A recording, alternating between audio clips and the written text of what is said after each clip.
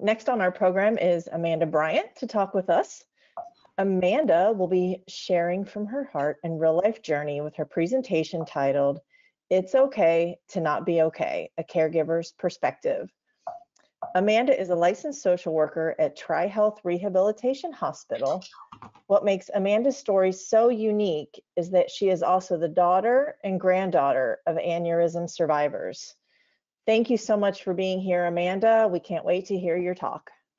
Thank you for having me. It's a pleasure to be here. I'm very grateful. There were a lot of really great speakers earlier, and I really appreciate the time. And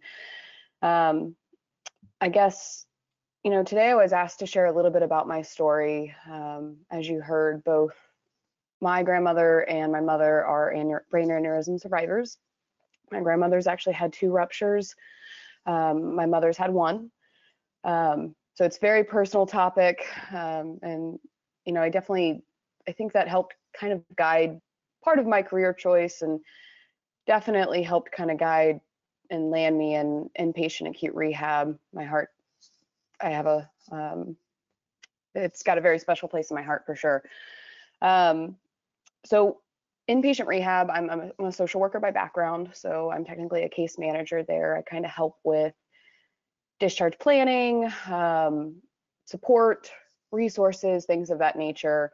So obviously I hope that my personal journey has kind of helped prepare me for these types of conversations with folks, because in rehab I do get to see a lot of people who have suffered stroke, brain aneurysms, all kinds of things. But I think it's really important, obviously, to focus on the patient, but we also have to focus on the caregiver, or the person that's going to be helping to provide that care at home and in an outpatient setting. And I think oftentimes in a medical setting, we just expect that folks are going to be able to do all this, and it's a lot to take on. So I think the background that I have, I hope, gives me a unique approach, because I think we have to look at everybody, kind of as a whole.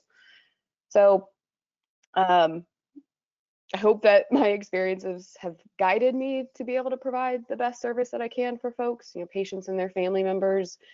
And today I hope that, maybe I can offer some support, bring some awareness to the fact that it's probably not always going to be picture perfect. There are going to be lots of ups and downs, but your stories very much matter. And your feelings about what's going on very, very much matter. So on the screen are my mom and my grandma. I just kind of wanted to bring some personality to it. But today I'm going to be focusing a little bit more on my mom's story. My grandmother's aneurysm, so I was quite young, wasn't quite as involved. But my mom's aneurysm ruptured when I was 18. So it was definitely a struggle. It was definitely a challenge. So today I'd like to share my perspective from as a daughter, as an advocate, and a little bit of a caregiver. But also from the perspective of somebody that was most certainly not always okay. I think in today's world, there's such a pressure with social media and everything, there's such a pressure to have the smiling face and act like everything's okay. And again, I really want to highlight, it may not always be picture perfect, and it's not always going to be okay, but that is okay. And there's something beautiful to be found there. So use those experiences and use those emotions and those feelings to push you forward. So that's kind of what I'm going to focus a little bit on. So I'll kind of dive right in. So my mom's aneurysm ruptured on November 11th of 2010. She was 48. And for anyone that knows my mom, she is fiercely independent, one of the strongest women I've ever met. She's the glue of the family, the person that gets it all done. If you want it done, you go to Debbie. But that's just it. So when her aneurysm ruptured, the thought of losing her was crippling. It was really difficult. It was a pretty normal day. She was going out to grab Jersey Mike's for dinner. There had been a lot of stress that year leading up to the event, but mom took it in stride. You would have never known it. But again, it was a fairly normal day. She was going out to grab subs, and now she's able to kind of remember and look back, and she remembers having a really, really big headache. She was about to reverse the car to leave the driveway, and that's when it happened. My sister found her down in the car. We're extremely lucky that this did not happen when she was on the road. In a matter of seconds, things could have been very different. But my sister caught it very, very early. She called 911. They came, assessed her, rushed her to the emergency room, and that's where the advocacy really began. The team was great, don't get me wrong. They were doing everything they could to try to figure out what was going on, but mom wasn't very typical. She was very conscious throughout, and she was able to converse. She was confused, but she was alert and she was conversive, and the docs were really trying to figure out what was going on. And it wasn't until her sister called and said, scan her head, that we as family were like, oh, because her mother had had 2 prior ruptures. That's when we saw it. So they helicoptered her to UC. She was in neurointensive care, and that night she went through an emergent craniotomy with a clip. And similar to Denise's story, they were saying, prepare yourselves. These can get very tricky. So she was in ICU for weeks, a couple weeks. She waxed, she waned, she had good days, she had bad days. As a family, we really, really pushed, and we were there at her bedside constantly, and that was exhausting. I couldn't think of any place else I'd be, obviously, but it was countless nights of vending machine food and dehydration and constant stress. And again, I most certainly was not okay. I was withdrawn, I was anxious, emotional, erratic, like all kinds of things going on. And it was really difficult. We spent Thanksgiving in neuro ICU. We tried to celebrate the little wins, when she would have a good moment, we'd try to celebrate that. We had a family member bring in the favorite dessert for Thanksgiving, and we tried to kind of celebrate those little things, but it was definitely very stressful. I'm very blessed to have the family that I do, because we did kind of band together, and we were able to really focus on her. But again, she waxed, she waned, she had good days and bad days. There were a lot of times though she actually kind of fooled people. People thought she was much more with it than she actually was. We as a family noted quite often that she was not oriented. There were changes, but she's an old rehab nurse. She was with it enough to be able to read the board and use context clues to kind of fool some of the staff to say, I think everything's okay, I'm doing all right. But as the family, we could notice there were changes. And I think at the time, I swear it was like a record number of vasospasms. She just kept having them, and I think she had like 10 angios. It was insane, but we kept having to advocate for these small changes that we would see. And I think that's very, very important. As a medical professional, I remember that. And I try to very much listen to those people who say something's wrong, something's not quite the same, whether it's mom, dad, whoever, if they're noticing changes, I think it's really important to listen to that and to advocate for that, obviously in a respectful manner. I think sometimes it's really easy just to say, oh, no, they're alert and they're oriented, oh, they're okay, we're going to do, keep monitoring and all that. But I think it's really important to listen to the person advocating for their loved one in the bed. So just, I try not to lose sight of that, and I take that with me every day in what I do. So again, after a couple weeks in neuro ICU, she started to show incremental progress and change. We started talking about what's going to happen next, that she would need 24-hour care, she would need somebody with her constantly. And looking back, my mom's able to slightly remember some conversation of my sister saying, all right, we're going to put a calendar together, you know, Mandy's going to take this shift, I'm going to take this shift, Dad's going to take night after he's off work, and we're all talking about how we're going to move around our schedules. I'll drop out of college, Erica will quit her job. You know, Mom can slightly remember one of those conversations and saying, heck no, you've got to snap out of this.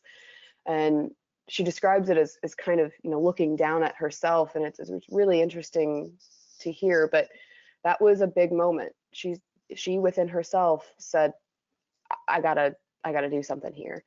And we started, you know, slowly seeing incremental changes. And she was then transferred to Good Sam inpatient rehab, where the work really began.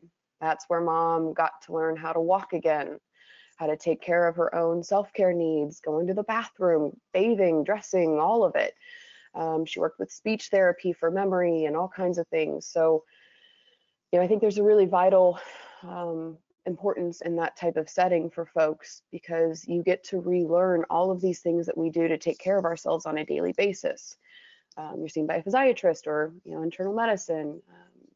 You know, you've got someone like me, social worker, case management, that can kind of help walk you through what this might look like down the line and what transitioning home might look like. And I think all of these things can be very overwhelming, not just for the patient, but for the caregiver. You're faced with, how am I going to do this? How am I going to run a household? How am I going to take care of my loved one and pay my bills? And there are so many things being thrown at you. You know, I think it's really important as the caregiver to remember that, you know, what do they say on airplanes? You have to put your mask on first before you can put on someone else's. You have to take a minute to reflect on yourself, to process these emotions that you're feeling, and use that to push you forward.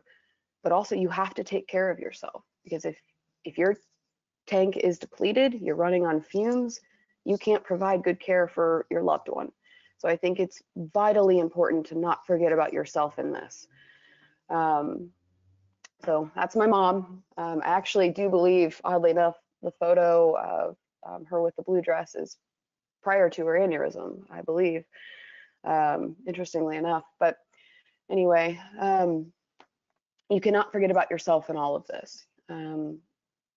During all of these challenges, like I said, I was very withdrawn, I was emotional, and I kept trying to put the strong face on, and I'm okay, and eventually it all just came out. And over the years, I've learned, again, it is okay to not be okay. Let yourself feel those things. Let yourself process that, whether you're grieving, you're angry, you're sad, you're sleep deprived and slap happy because you've been living off chips from a vending machine for weeks. You have to remember to take care of yourself. You have to remember to eat a healthy diet, to exercise, to move, to do whatever it is that you find helpful for you, to use that and push you forward.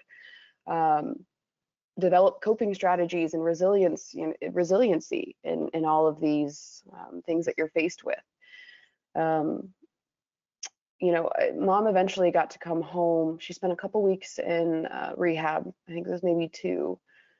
And she came home right before Christmas. She was our little Christmas miracle. Definitely an emotional Christmas for sure. Part of me even felt some guilt. You know, here I am focusing on, you know, what am I going to do? You know, how am I going to take care of Mom? How am I going to manage all of these things? And that felt a little guilty. Like I wasn't allowed to feel that. And then even on the other hand, when I got her home, I felt a sense of guilt even then. You know, a lot of people don't get to say that they have their loved one after, you know, such an event. So I felt a little guilty there, you know, to be able to say, I've got my mom back, and she's fairly high functioning for everything that she went through. And so I had all of these things that I was trying to process, and I found it really difficult. You know, I was 18, I turned 19 when she was in the hospital, and I didn't know how to process any of this. And so I think it's really important to talk about what you're feeling and to try not to suppress those things. Otherwise, ignoring those things are going to cause them to grow stronger, and you're going to feel more overwhelmed, which can lead to even more discomfort. Again, process these things so that you can use them to build yourself back up. I'd encourage you to find healthy ways to try to process this, whether it's yoga, drawing, painting, if you're a runner, exercise, talk therapy, support groups. I think relating with somebody and connecting with somebody who may have a shared experience or a similar experience may help you understand that you're not entirely alone in this situation. I think finding that connection can really help you understand that there might be other ways of providing care. There might be other resources you weren't aware of to help you get through this. So again, I really just encourage you to use that to push you forward. Otherwise, it's just going to keep compiling. If you suppress that, it's going to keep compiling, and it's going to get worse and worse and worse. So it's not selfish to take care of yourself. It's not selfish to take a minute to collect your thoughts and to really just remember, I'm human too. I'm not perfect. It's okay to not feel all right with the situation. You're allowed to grieve whatever it may be. You're allowed to be sad, and you're allowed to be angry, and you're allowed to feel whatever it is that you are feeling.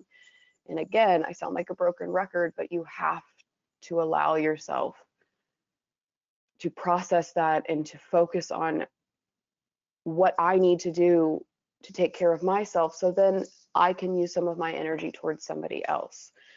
And I guess, it may not be all at once. You can make small incremental changes. You don't feel like you have to uproot your entire, life or everything that you know. I think step by step, little by little, you can continue to heal yourself and really figure out what it is that, you need to do for yourself. And I guess the takeaway here is, whether you're a survivor, a family member, a caregiver, or a medical professional, take care of yourself. Your emotions and your feelings are important. Never stop advocating for you and your loved one, whether it's in an outpatient follow-up and you're really worried about how they're moving or their cognitive status, or if you're in the inpatient setting and you're really worried that something's changing. Advocate, advocate, advocate in a respectful fashion, obviously, but don't forget about that either. Believe in yourself, believe in your loved one, find healthy ways to cope, healthy ways to heal yourself. Again, whether it's swimming, yoga, music, journaling, whatever it is that's right for you, figure it out. Take time to figure that out for yourself. Go to support groups, talk through it. Just find healthy ways to cope and heal yourself so that you can rebuild, restore, and renew whatever it is that's going on. I think all of the things that you're doing to take care of somebody, it doesn't have to be personal care. It can be helping to manage appointments, helping, little cues for reminders, helping to place sticky notes all over, just, help your loved one remember. All of those things can be very draining. And I just think it's really important for you to take care of yourself too. So that's my takeaway. I won't ramble any further, but I think you need to use your experiences to try to push you forward, and your stories matter. So share them, give others hope. It really helps. So that's all I've got. So hopefully my story was hit home for some people or provides hope, but don't forget to take care of yourself. Okay, we do have a question. Are there any social work case management services for survivors who are doing well, but would just like to have a healthcare professional to call and check in on them every couple months? There are. So oftentimes through your insurance, you have access to case management, not always. So I always encourage folks, even though it's probably a long, lengthy call, to try to call your insurance and see what kind of benefits you may have. I also think Council on Aging is a great resource to folks, but also there's private case management too, where you can kind of count on somebody to help kind of be that guide, especially if you're trying to navigate through all of these systems, inpatient rehab to outpatient and care. It can be really daunting sometimes. So kind of leaning in on that is often very helpful. There are social workers and case managers through most outpatient offices. That way you at least have a point of contact, somebody that you can try to, bounce a question off of here and there. So multiple avenues, definitely worth exploring there. Okay, so let's see. The next two things are actually comments for you, not questions. The first one says, you are so brave to share your struggle with grief and fear. Know your family medical history. Family notice the small things. It's so key to tell the medical staff when things aren't right. I agree. I think part of in the emergency room, I was actually at work when my mom got to the ER. I showed up kind of late, but my dad was very much a deer in the headlights, and that's not a bad thing towards him, but he was in shock. He was in complete shock. I don't think he could even think about family history or what was going on. And again, like I said, it wasn't until my aunt called in and said, scan her head. But that right there, remember your family history and have people around you that know, whether it's siblings, aunt, whatever it is, remember that. And if it's harder to remember, keep a log, have a file where you can know what your medical history is or your loved one's medical history, because you never know when it's going to be needed. So advocate for that, and just really don't forget about who you're trying to focus on there. I have another question. Thank you for this courageous talk and reminding us that it's okay to not be okay. I'm a survivor, and loved ones expect me to be the same as I was before the ruptures. Any advice on how to talk to family about this? Yeah, that was a hard one. I'm even guilty of this myself. After my mom's rupture, she recovered miraculously. I mean, if you looked at her today, I don't know that from the outside looking in that you would have any idea. But actually, when I was prepping for this, one of the comments she had made, and I hope she's okay with me saying this, but she was like, even a simple task as putting on my pants, I had to sit down and do that because I would lose my balance, and those things are hard. So and she felt like she had to put on this brave face, and again, I'm okay, I went through this huge traumatic thing, but here I am, I'm doing okay. And she kept putting on this brave face, and I wish I had known that, and I wish I would have been a bit more respectful to that in the time. But I think it's vitally important for you to talk to your family about what your limitations may be. In the meetings that I have with patients and their family members, I think from a medical professional standpoint, it's very important to also tell a family member that, they may not be able to get right back to what they were doing. They may not at all, depending on the severity of what's going on. So sometimes it's helpful for a medical professional to help relay some of that for someone who might not quite fully grasp everything that the survivor's been through and what they're faced with day to day, whether it's just as simple as going to the bathroom or putting your clothes on. You have to modify how you do that a lot, and that's really hard to explain to family members. And you may not remember things, and people might get frustrated that you don't remember, we were supposed to meet up for lunch. Oh, I forgot.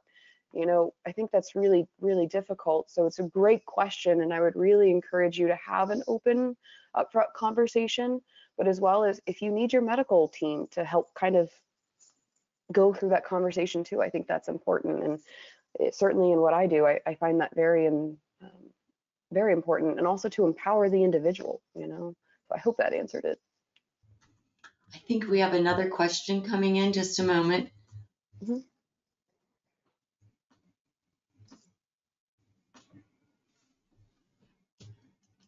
How do you manage the balance of letting the injured person deal with things in their time frame versus stepping in to take care of them? Ooh, that's a great question. It's very much going to depend on the situation. So, don't take this for every case necessarily, but I think you do have to let the survivor or the injured person, you have to let them try and figure it out in a safe way. You have to let them, whatever the task may be that they're trying to do. Let's just say we're starting to get back into med management or finances. Provide supervision. Let them write out the check, but keep an eye on it as they're doing it. And after you're done, look at it. Hey, let's evaluate this together. Do you see anything that might be inaccurate or not correct? And try to work with them on finding the solution for that.